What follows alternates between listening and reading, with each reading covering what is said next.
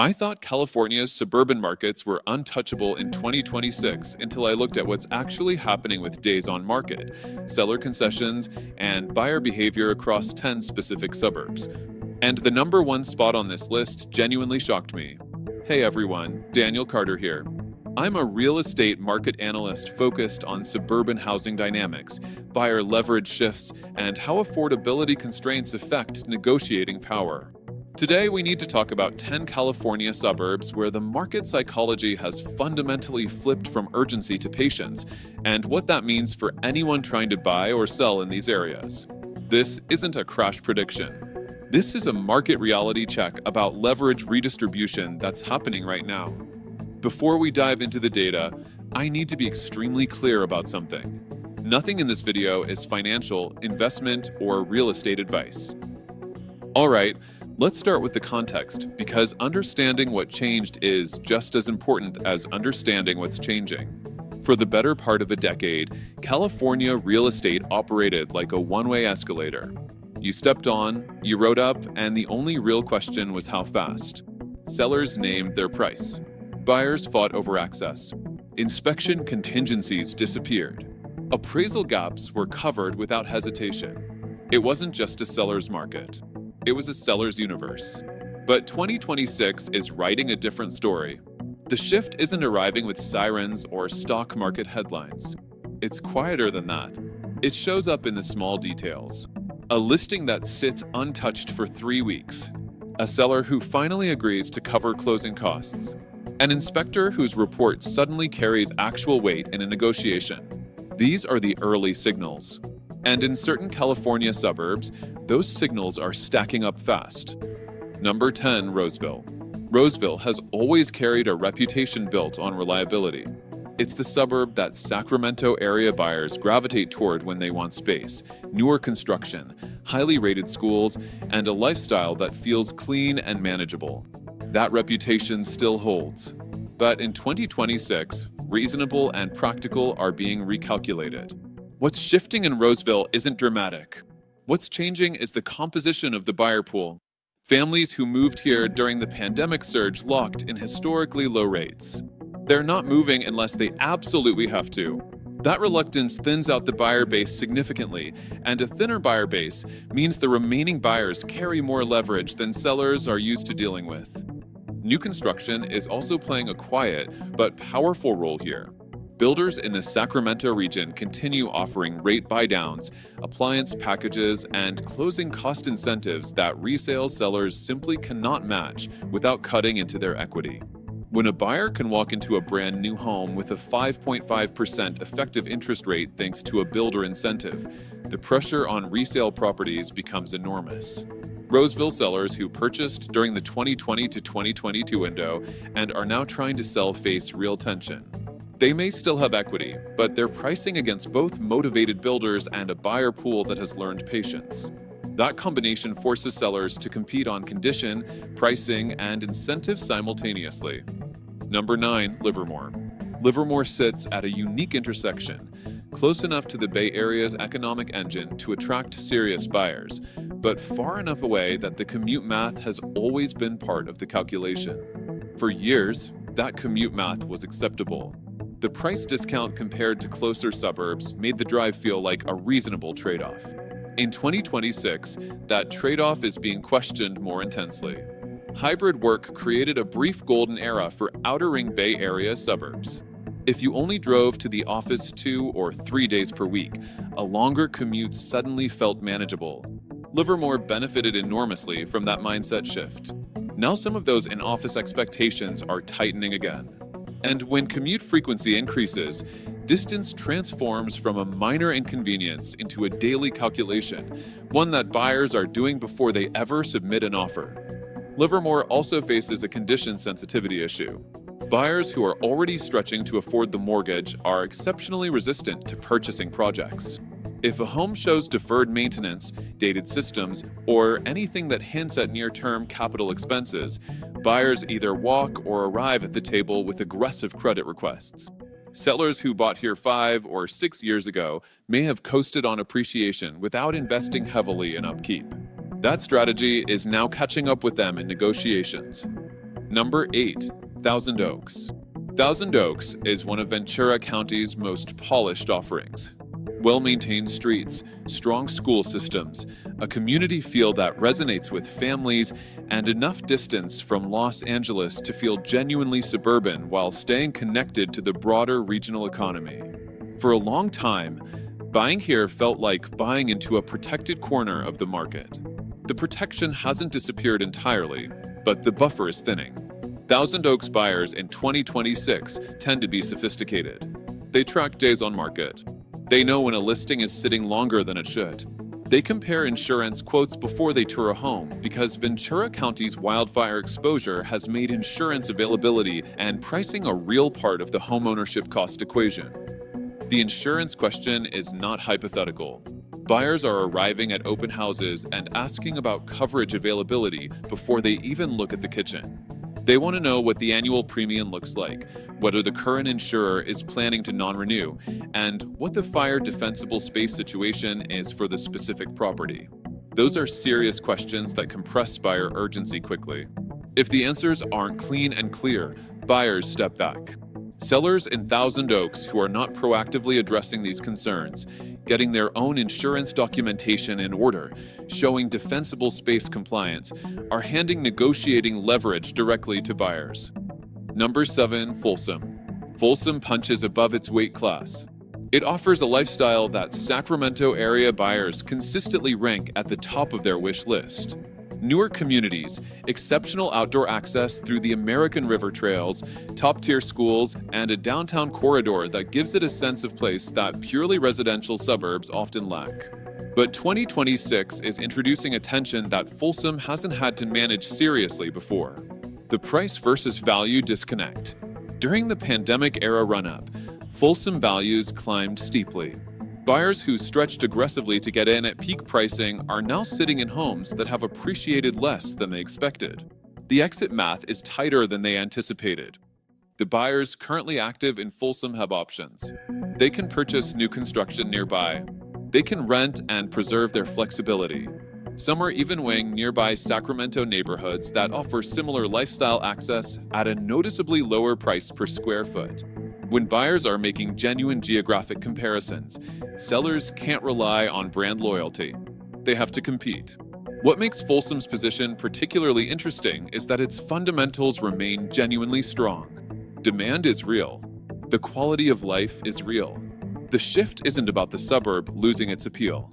It's about the ceiling of what buyers are willing to pay in a high-rate environment. And that ceiling is lower than what many current sellers are asking.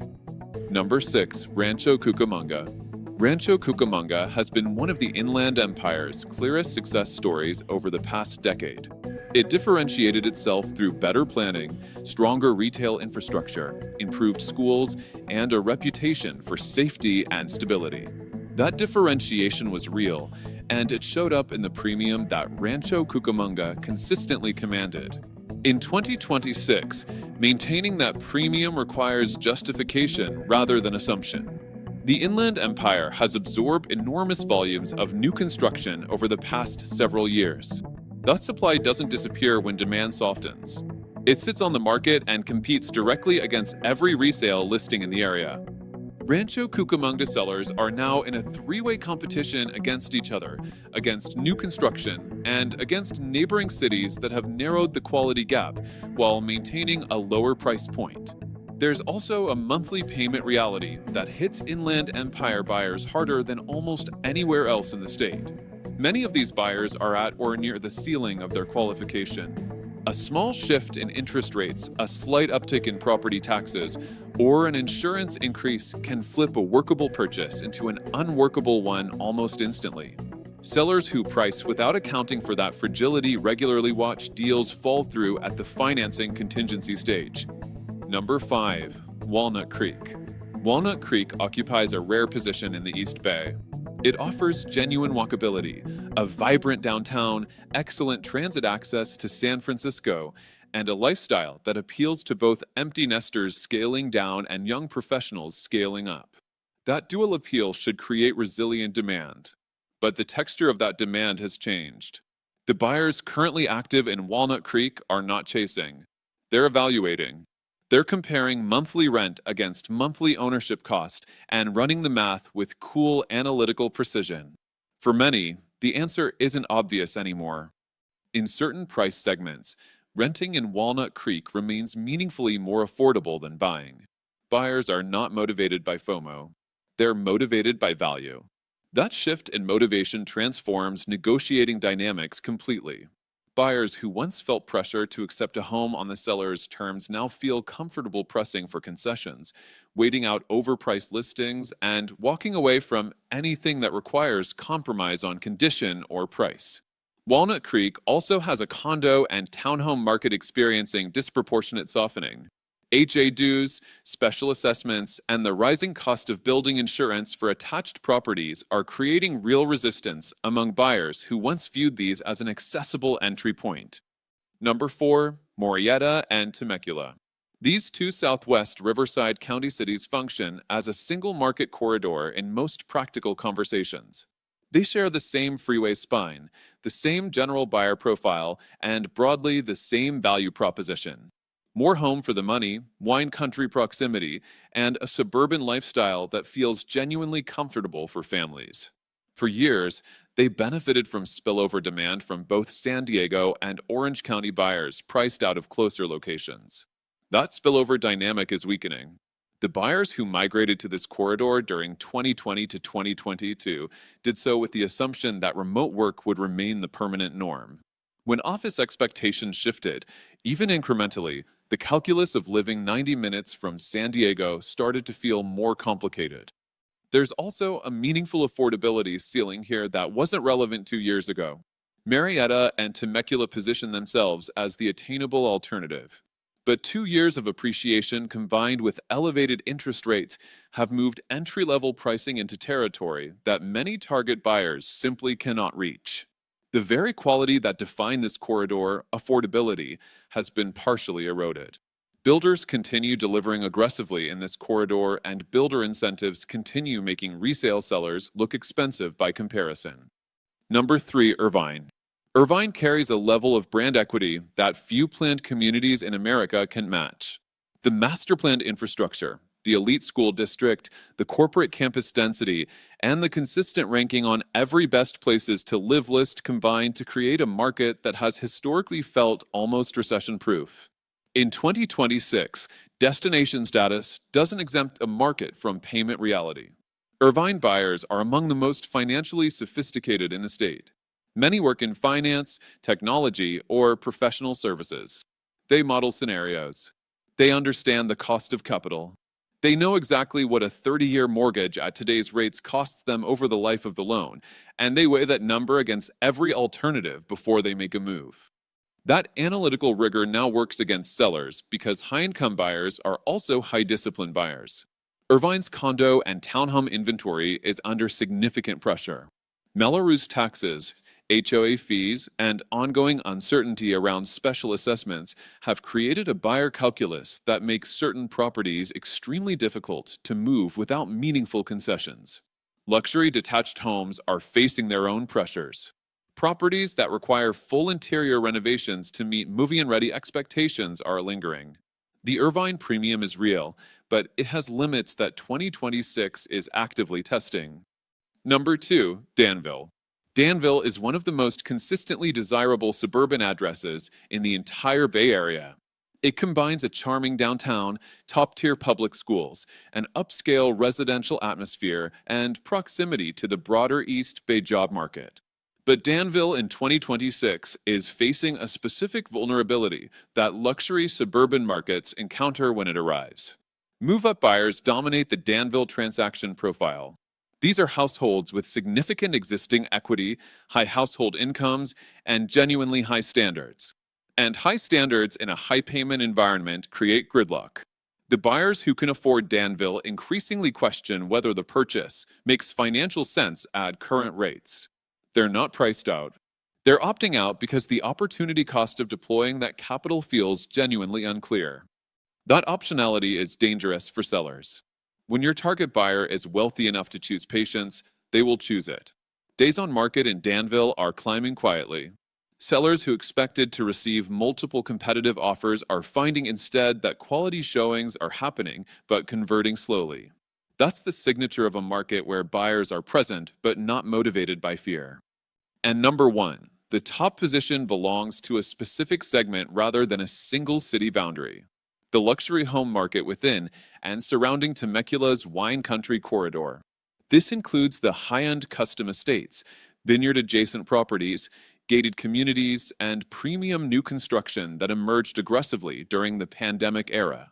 That discovery drove prices to extraordinary levels in a very short window. In 2026, the luxury buyer who drove that surge has recalibrated.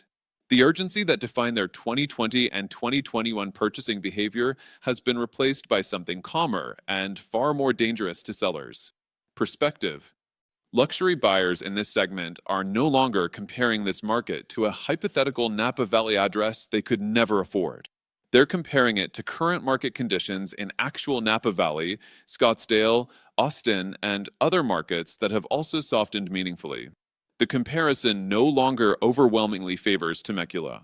Insurance is an acute issue here. Wildfire exposure in this corridor has caused a genuine insurance availability crisis. Buyers who fall in love with a vineyard estate are being confronted with insurance quotes that represent a substantial annual cost on top of an already significant purchase price. Days on market for high-end properties in this corridor are stretching well beyond what sellers anticipated. Price reductions are occurring in segments of the luxury market that historically saw very little downward movement. What lands this corridor at number one is the compounding nature of its vulnerability.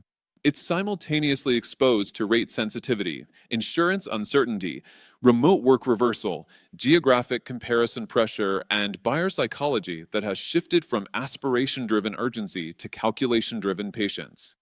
Here's the underlying truth that connects every market on this list. The shift happening across California right now is not about values collapsing. It's about leverage redistributing. For years, sellers held every card. That era is over in these markets. What's replacing it is a buyer class that does the homework, runs the numbers, compares the options, and moves only when the deal genuinely makes sense. That's not dysfunction. That's actually how real estate is supposed to work. But for sellers who built their entire pricing expectation around the old dynamic, the adjustment is real, it's uncomfortable, and for the markets at the top of this list, it's accelerating. That's the breakdown of 10 California suburbs where buyer leverage is fundamentally reshaping negotiations. Thanks for watching. If you found this analysis helpful, let me know in the comments. Tell me which California suburb you think is most overdue for a reality check. And if you want more content breaking down suburban market dynamics, buyer behavior shifts, and where leverage is moving with no hype and no fear-mongering, just data and analysis, subscribe to the channel. I'll see you in the next one.